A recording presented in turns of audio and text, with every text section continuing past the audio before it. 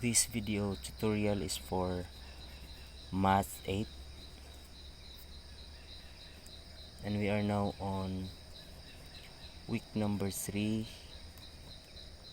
Our topic is factoring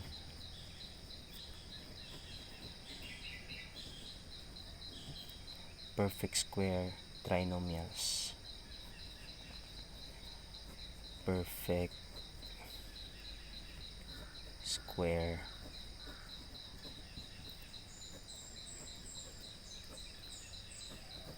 trinomials. That's our topic. And this topic is very simple, alright? Easy. We have two rules on how to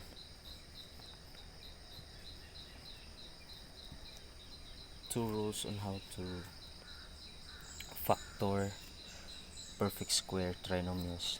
Number one rule is if the trinomial is a squared plus 2ab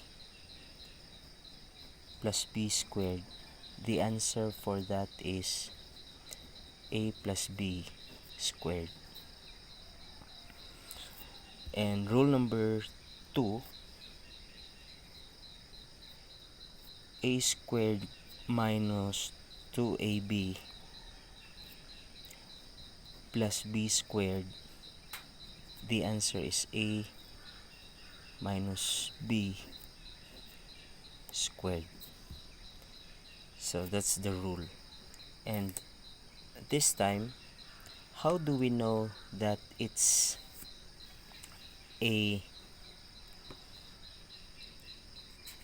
trinomial? Now there are two conditions on which we will know that it's a trinomial. Number one, when the first and last term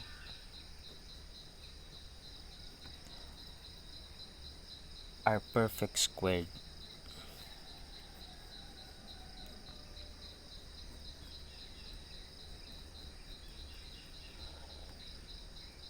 Or perfect squares,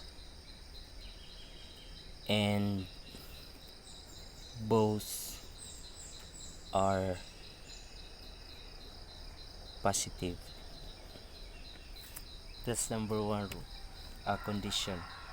First and last terms are perfect squares and both are positive. And number two condition is when the middle term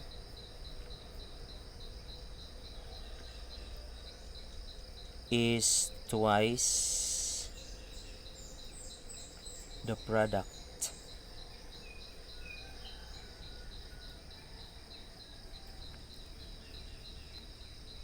of the quantities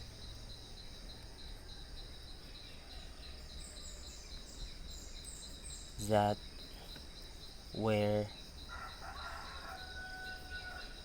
squared. So these two are the condition how we know that that trinomial is a perfect square. So take note of the two. We will use also this one later. Right. The rules and the conditions. Let's have first our example. We will determine if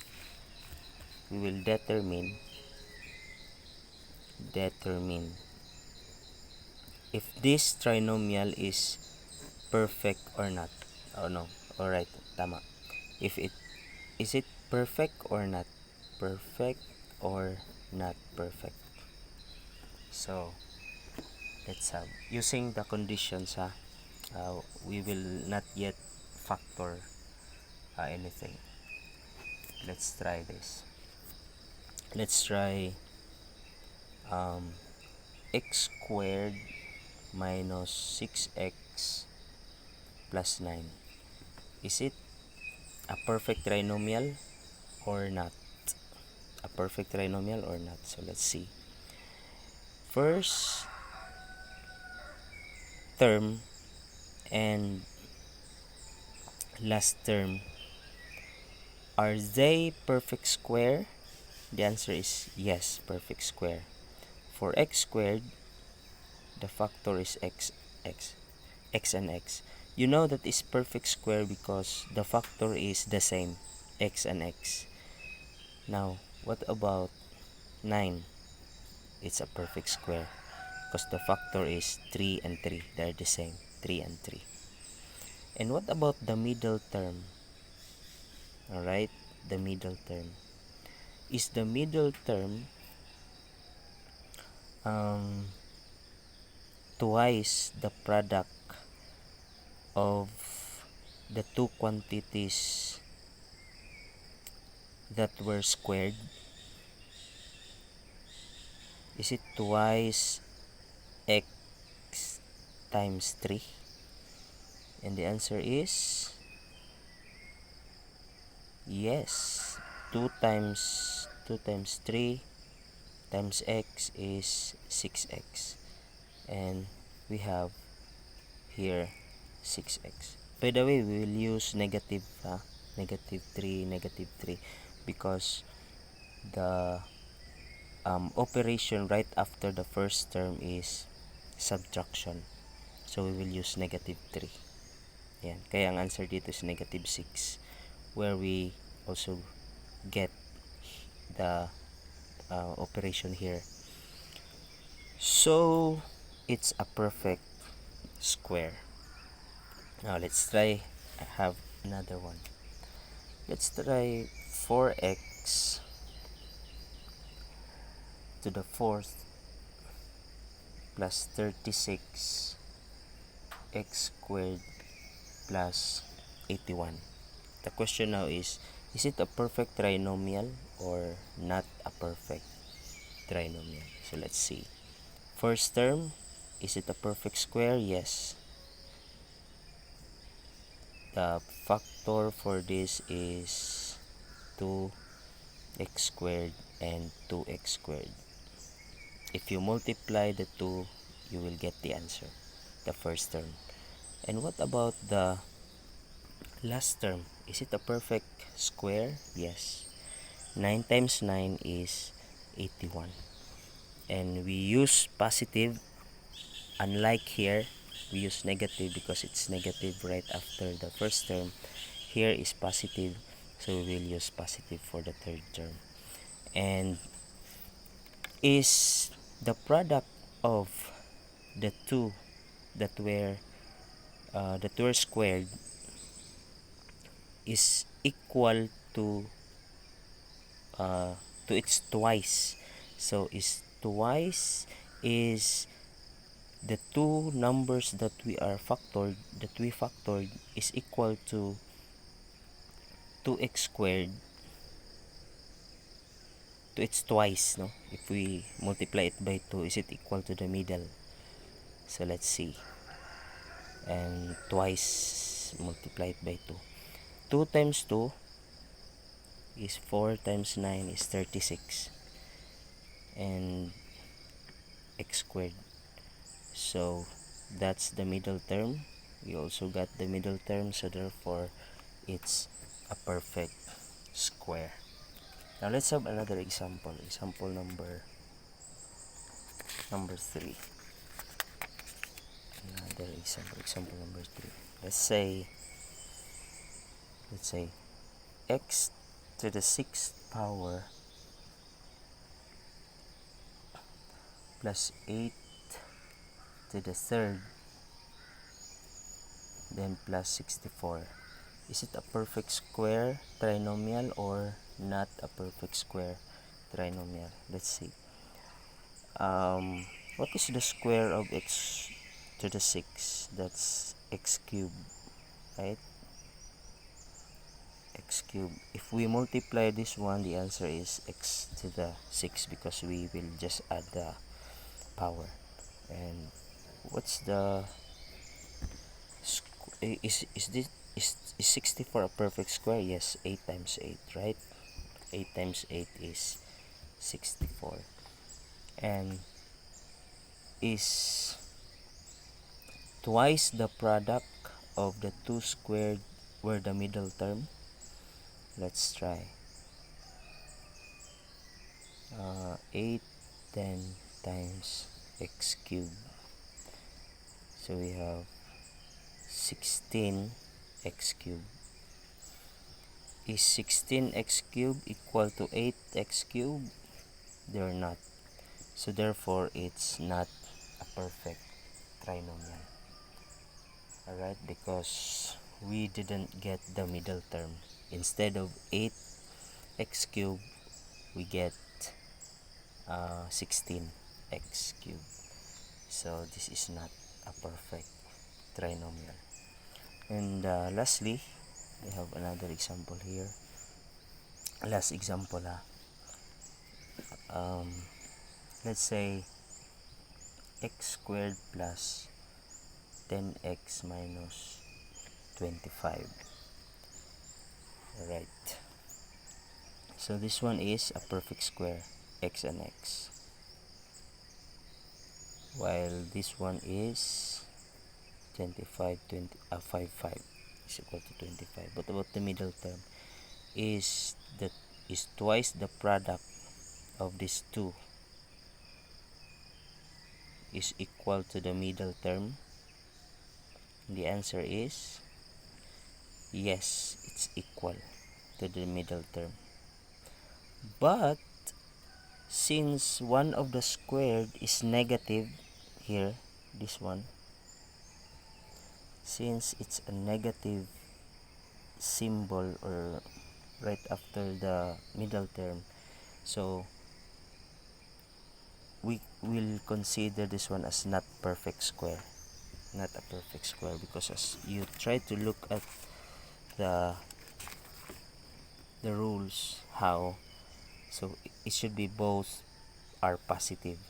The first term and the last term should be both positive. As you can try to look at this one, it's negative 25, so it's automatically doesn't meet the condition, so no, not a perfect square. So there, that's our example. Now let's continue with our example. Let's now factor. Okay, let's now factor completely the following. Okay, let's try example number 1. So for example, so we have x squared minus 24 xy plus 144 x to the second, y to the second. Okay, so let's factor this one out. Excuse me. So is it a perfect square? Yes, x and x. What about this last term? Yes, it's 12y times 12y. If you multiply those, you will get this term. And is the product of the two twice the product of the two numbers here, two quantities, equal to the middle term? We will use negative because after the first term it's negative, negative 12. And the answer is 2 times 12 is negative 24 and xy, and we get also the middle term. So therefore this is, we can factor this one completely, and it's the answer is x minus 12y squared, and this is now the answer, because we will consider this x as a, and itong si 12y we will consider that one as b. Di ba the answer is a minus b squared? Balik tayo sa rule. Sa rule natin. Saan ba yung rule? Ayan. Here you go. This is the rule. Alright. A minus b squared. So, we will just apply the rule. So, we consider this one as a and b. So, this is now the answer or the factor. Let's try another one. Another example. Let's try 16x to the fourth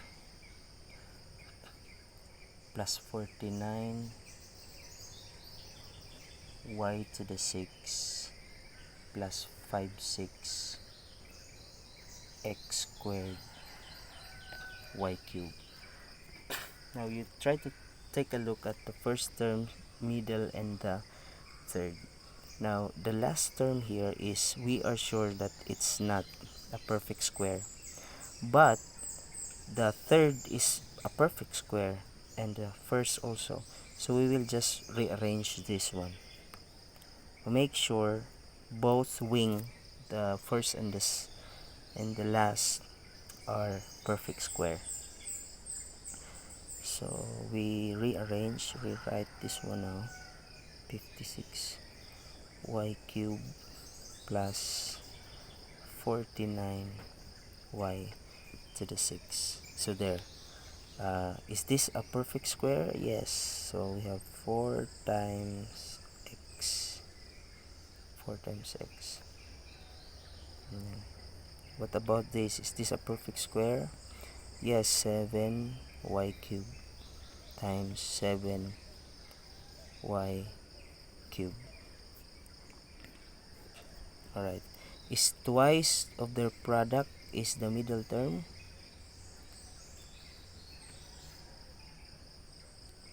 Times 7y cubed. And the answer is, we have 8 times 7 is 56. And then x then y cube. So x dapat should be 4x to the fourth. So x squared ito ha. X squared pala ito. X squared. Ayan. So it's a perfect square trinomial. So therefore our answer now is this one is our a and b. No, a and b. So therefore it's 4x squared plus 7y cubed squared. And this is now our factor. That's the answer. Final answer. That's our.